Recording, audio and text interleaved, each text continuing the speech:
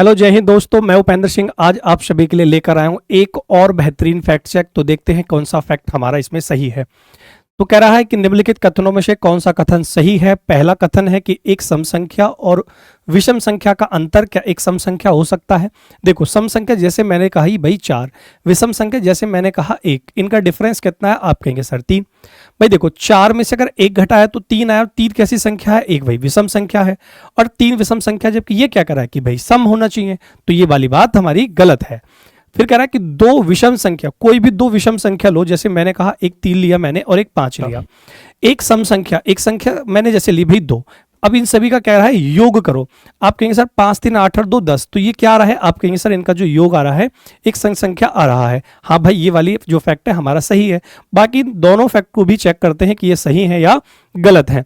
कह रहा 3 विषम संख्याओं का योगफल एक सम संख्या होता है। देखो, 3 विषम संख्या लो, जैसे मैंने कहा भाई 3 5 और 7, इनको जोड़ो।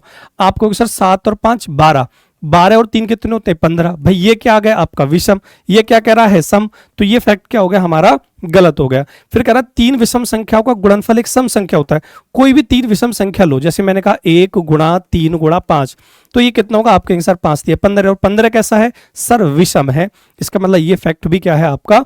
गलत है। तो हमारा कौन सा फैक्ट ठीक हुआ? हमारा फैक्ट नंबर 2 ठीक है कि 2 विषम संख्याओं और एक सम संख्या का योगफल एक सम संख्या होता है। ऐसी ही बेहतरीन और शानदार टेक्निक को जानने के लिए अपने रैंकर्स टीचिंग एग्जाम परिवार से जुड़े रहें। धन्यवाद।